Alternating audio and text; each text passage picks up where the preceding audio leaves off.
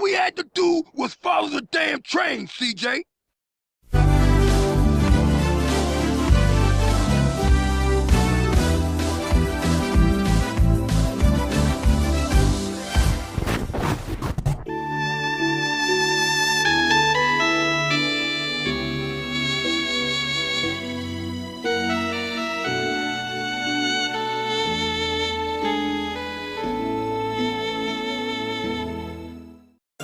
Muitos de vocês já devem possuir um certo conhecimento do canal Cronosfera, comandado por Guto, um ex-membro do Bunka Pop, e que sinceramente vamos concordar que ele até conseguia carregar aquele peso morto de canal nas costas.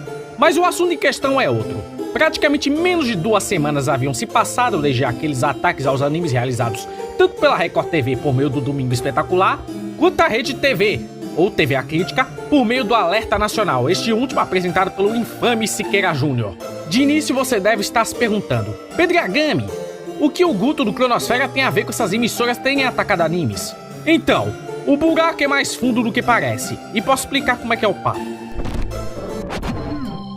Nem todo mundo deve conhecer o anime Tate no Yusha, ou também conhecido nos grupos de animes do Facebook como Isekai do Escudo, onde o protagonista possui uma serva, ou escrava, segundo o vídeo do Cronosfera e traduções da Light Novel. O protagonista, chamado de Naofumi, é conhecido por utilizar um escudo como seu principal recurso, como já é de praxe. E sua parceira, ou melhor dizendo serva, é uma garota guaxinim chamada Raftalia. E é aí que entra o primeiro dos problemas que o Guto teria abordado: a escravidão. Em grande parte de nossa história, a escravidão parecia andar de mãos dadas com a evolução da humanidade. Que sim, é um problema a ser combatido, mas não vejo muito sentido ele criticar Light Novel / anime por eles abordarem esse assunto mesmo que de uma forma superficial. Afinal, observando bem o anime, você nota que a história se passa em um tempo equivalente da era medieval. Então sim, a escravidão existia, meus senhores, e negar isso é pedir pra ser idiota. Já não bastando a coleção de argumentos chulos e totalmente desconexos da realidade em que somos forçados a assistir durante os 25 minutos, acabamos por chegar no ponto mais impactante e polêmico do anime, que é presente em boa parte do plot, pelo menos dessa temporada. Girar em torno de uma personagem e a se realizar uma falsa acusação de estupro contra o protagonista. E sim, não é porque é algo raro que não acontece, existe gente pau no cu na vida real, cê sabe. E como já era esperado, o sujeito acabou se lascando e todo mundo passou a ter ódio dele. Eu até possuo um certo conhecimento da série, mas não quer dizer que defendo das atitudes que o protagonista faz durante a trama.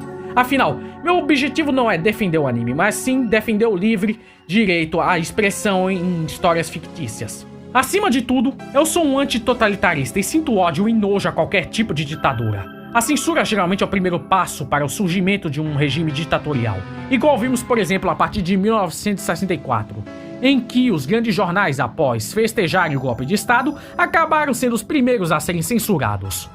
Por mais errado que seja uma história relatar uma determinada época, não é motivo para proibi-lo, afinal, é deixado bem claro que aquilo não deve ser repetido em nossa atualidade.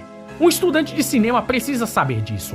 E pelo jeito você deve estar faltando algumas aulas ou simplesmente se encontrar dormindo no meio delas. Esse moralismo é bastante hipócrita vindo de ti. Ainda mais por você saber bem que sua comunidade é uma das mais tóxicas nas redes sociais. É um nível tão podre que chega no nível da roda de amigos do Rodrigo Constantino, por exemplo. Voltando ao assunto do anime, o papo da acusação de estupro é basicamente um reflexo de alguns casos que vimos em 2020 e 2021, por exemplo, sendo os principais as de Marie Ferrer e Najla Trindade. E apesar das falsas acusações serem, em sua grande maioria, casos isolados, eles existem e negar isso é negar a própria realidade. Basicamente o que o Guto disse foi basicamente: você foi acusado falsamente de estupro. O problema é teu, meu caro, vai pagar pelo que tu fez, seu merda. You picked the wrong house, fool! E vale ressaltar que essa garota, ou melhor dizendo a Maudie, que vamos apelidar de Mine para evitar confusão, é feita para ser uma babaca de acordo com a trama em que ela viveu. É uma questão de world building, pois tudo começa a partir da Igreja dos Três Heróis, e posteriormente se mistura com o fato dela não ser herdeira do trono real, pelo fato de ser a filha mais velha, já que de acordo com a história, a sua irmã mais nova, a Maudie, nome criativo, hein, assumiria o trono junto da punição verbal que recebe de forma humilhante, a transformando numa psicopata no decorrer da trama. São como elos de uma corrente, e a dela vem de vários fatores até chegar num ponto definitivo. Isso sem contar o fato dele dizer que o anime poderia influenciar mentes mais jovens, sendo que existe uma pequena coisinha chamada classificação indicativa. E olhando rápido no Google você olha que é um seinen, uma categoria de mangás e novels focadas no público adulto. Criança nenhuma deveria assistir. É como o caso da Record querendo reclamar de Round 6 e, pasmem, Steven Universo em seu programa Fala Que Eu Te Escuto, dizendo que aquilo poderia acabar servindo de má influência para crianças, sendo que a Netflix deixa na cara do espectador que é uma série para adultos no caso de Round 6, enquanto que Steven Universo é algo feito pela Cartoon, focado em um público já acima de 10 anos, por se tratar de uns assuntos mais delicados. Agora, sobre o argumento do Guto sobre o anime servir de inspiração para jovens matarem mulheres, ou melhor dizendo, incels. Cara, que argumento de merda é esse? Se o sujeito odeia mulheres, não é por causa do anime não, meu consagrado. Isso sem contar que é uma mentira muito da canalha, e eu vou explicar o porquê daqui a pouco. O protagonista também odeia personagens homens, esse sendo inclusive a maioria dos antagonistas na trama. Esse argumento do incel é tipo se eu atropelasse 25 idosas no enterro de um general do exército e meu pai dissesse: a culpa de você ter atropelado é por causa daquele Mario Kart. Você entendeu o quão estúpida é essa generalização? E não é por mim não, mas acho que seus fãs possuem mais chances de matar uma mulher pelos pensamentos genocidas que guardam pra si do que gente como eu, que adora zoar que uso foto de anime / jogo. O protagonista possui ódio por várias pessoas, não apenas pela Mine, mas como uma enxurrada de homens que são os que mais ferraram ele na série. Principalmente o rei, por exemplo, ao ponto de você dizer que exclusivamente ele odeia mulheres. Sinto muito, meu amigo, mas isso é uma cretinice sem tamanho. Mas não dá pra esperar muita coisa vindo de alguém que gosta de um personagem predador de menores, não é mesmo?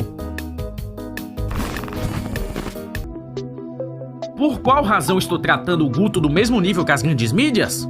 Bom, nos últimos anos o YouTube acabou por desenvolver um nível de influência equivalente ou até mesmo superior ao da TV, o que acaba gerando uma popularização de canais da plataforma, como o próprio Felipe Neto, por exemplo, que hoje em dia possui um nível de fama similar à de grandes empresas. Qualquer palavra que você diz por aqui já influencia, e se você é um youtuber famoso então, nem se fala.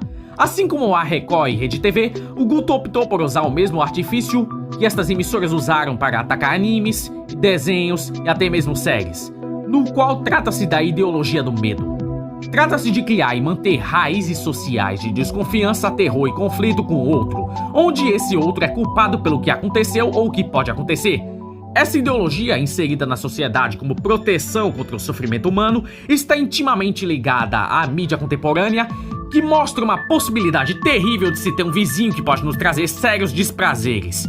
Nós vemos exemplos parecidos por meio do ProErd, que já provou ser um fracasso em sua tentativa de evitar que os mais jovens acabem virando usuários de drogas, tendo seu principal problema o fato de utilizarem policiais, uma figura que representa autoritarismo, como ferramenta de educação. Muitos dos outros influenciadores digitais que estão lhe defendendo podem até dizer que não faz sentido comparar ele com a Record e Bigli e Bagalá, mas cara, assim como disse esse Manolo do Twitter, a partir do momento em que você fala que desenhos / animes influenciam negativamente uma pessoa, já era, meu caro. Vai ter muita gente caindo no teu papo e não é o teu amiguinho load do Omelete que vai segurar as tuas críticas, meu caro. Quer ver um exemplo de como tanto ele, um youtuber, e emissoras de TV têm o mesmo poder de influência? Basta ver esses dois prints aqui da página Animes in Japan. E os efeitos, pelo que você nota, são parecidos com os de algum religioso fanático. Até mesmo o Damiani, que hoje em dia eu considero um falador de merda profissional, tá contra o Guto.